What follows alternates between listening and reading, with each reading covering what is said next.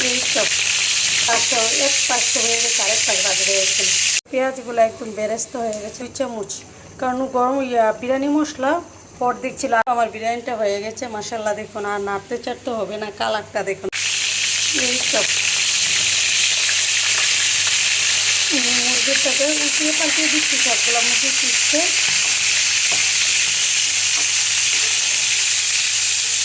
তাড়াহুড়া করছি যেহেতু মেয়ের পরীক্ষা আছে। মেয়ের পরীক্ষা 2টা থেকে আজকে দিয়েছে, তো 2টা দিলে কী হবে, বাসা থেকে বের হতে হবে 1.5-2 ঘন্টা, প্রায় 12টা 12:30 থেকে দিকে, কারণ রাস্তায় জ্যাম থাকে আর অনেক দূরে রাস্তা, তো তার জন্য আর কি সবগুলো মাংসের তুলতে পারতে দিয়েছি। এক হাতে ক্যামেরা তো, তার জন্য তাতে একটু সমস্যা হচ্ছে। তো সাথে একটু আলু দিয়ে সুন্দর করে করে নেব।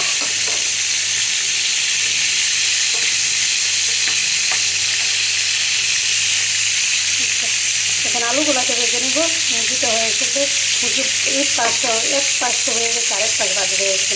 আলুগুলো ভেজে নিচ্ছি, সাথে আলুগুলোকে একদম কড়া করে ভেজে নিচ্ছি। মাংসগুলোকেও ভেজে নিচ্ছি, আরও 4 পিস মাংস ছিল, এগুলো দিয়ে দিলাম। আর আগের এক ব্যাগটি ভেজে উঠিয়ে নিয়েছি। এই তো সুন্দর করে একটু পাঁচটি বিরিয়ানি রান্না করব, 5টি বিরিয়ানি।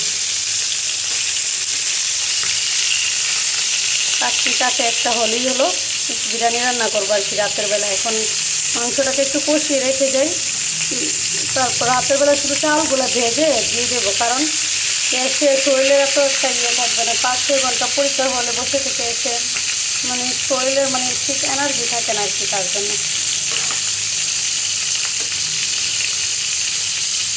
পরিমাণ মতো তেল, আর চিকেন ভাজার যে তেলটা ছিল 2টি, আর এখন দিয়েছি আর একটু তেল দিয়ে গরম করে পরিমাণ মতো পেঁয়াজ দিয়ে দিলাম। তাকে একদম ব্রাউন কালার করে ভেজে তারপর মশলাগুলোকে কষাবো আর কি। একটু একটা প্যানে দিয়ে দিলাম যেন সুন্দর হয়। চিকেনটাকে যদি কষিয়ে রাখি তাহলে আমার রান্নাটা সহজ হয়ে যাবে। পেঁয়াজগুলো একদম বেরেস্তা হয়ে গেছে, দেখুন বেরেস্তার কালার হয়ে গেছে। এখন আমি যা যা মশলা আছে এগুলো দিয়ে দেবে একটু করে। রসুন বাটা পরিমাণ মতো, আদা রসুন বাটা দিয়ে একটু আদা রসুন বাটাটাকে ভেজে একটু পানি দিয়ে সব মশলা দিয়ে কষাবো।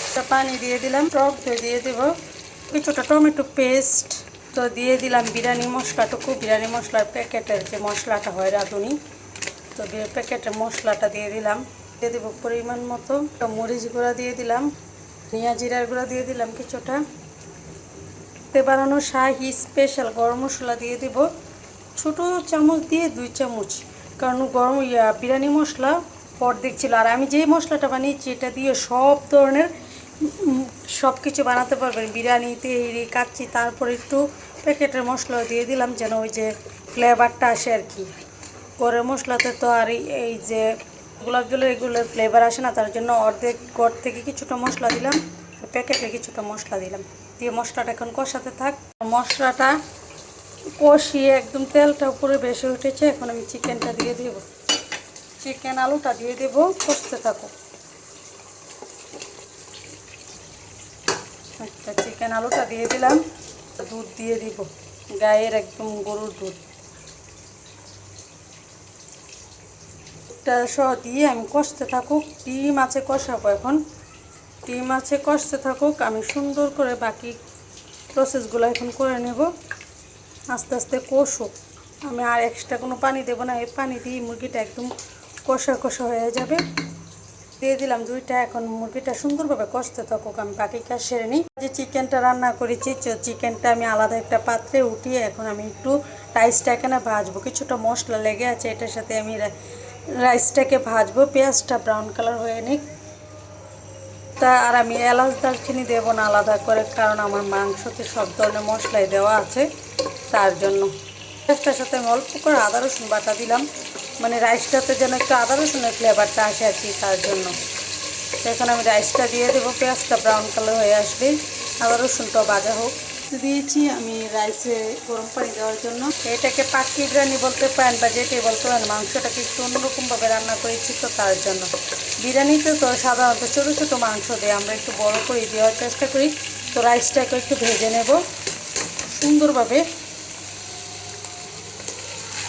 রাইসটাকে একদম যতক্ষণ পর্যন্ত ভাজা না হয় বাঁচতেই থাকবো।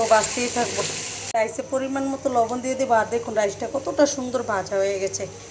অনেক বৃষ্টি পড়ছে, দেখুন ঝুমঝুম বৃষ্টি পড়েছে আর ঘরে বিরিয়ানি করছি, মানে কি যে একটা মজা হবে বৃষ্টির মাঝে একটু খেতে। চালটা একদম ভাজা ভাজা হয়ে গেছে, দেখুন কত সুন্দর ভাজা হয়ে গেছে। এখন আমি পানিটা দিয়ে দেবো, পরিমাণ করে আমি পানিটা দিয়ে দিচ্ছি, দিয়ে দেবো। দিয়ে আগে নেড়ে চেড়ে দেখি পানি লাগবে কিনা। আর কি যে একটা ফ্লেভার আসতেছে, মানে কি বলবো, ফ্লেভার পুরো ঘর একদম মগিয়ে হয়ে আছে। সুন্দর করে কিছুক্ষণ জাল করে তারপর দিয়ে দিব। কাঁচামরিচ দিয়ে দিচ্ছি। কাঁচামরিচের যা দাম বেড়েছে, মানে কি বলবো, অনেক দাম বেড়েছে কাঁচামরিচের। হতে থাকুক। এই তো আমি ঢাকা দিয়ে দিলাম।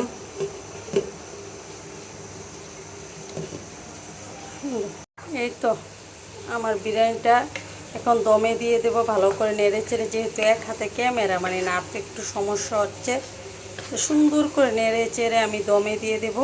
সুন্দরভাবে নেড়ে চেড়ে লবণটা চেক করে এখন আমি দমে দিয়ে দিচ্ছি। শেষ, আরেকটা নাড়া দিয়ে উঠিয়ে নেব। ঢাকাটা ভালো করে লাগেনি। আমার বিরিয়ানিটা হয়ে গেছে মাশাআল্লাহ। দেখুন আর নাড়তে চাড়তে হবে না। কালারটা দেখুন, কালারটা দেখি তো বোঝা যাচ্ছে বিরিয়ানিটা কেমন হবে। এখন সার্ভ করে দেব। তো আমি বিরিয়ানিটা নিয়ে বসে গেলাম। দেখুন কতটা জোড়া। তো রাতের বেলা আমার ভাত খাওয়াইনি, সে তার জন্য অল্প করে নিয়েছি। এক কাপ পরিমাণ, তো এক পিস আলু নিয়েছি, আলুটাও খাওয়া নিষেধ, তো দেখে লোভ সামলাতে পারছি না। এক পিস চিকেন নিয়েছি, শসা নিয়েছি, পেঁয়াজ নিয়েছি। তো বিসমিল্লাহ করে একটু খাচ্ছি। বিসমিল্লাহ। তো ভিডিও অনেক বড় হয়ে যাবে খাবার দেখাতে গেলে। তো সবাই ভালো থাকবেন, আল্লাহ হাফিজ।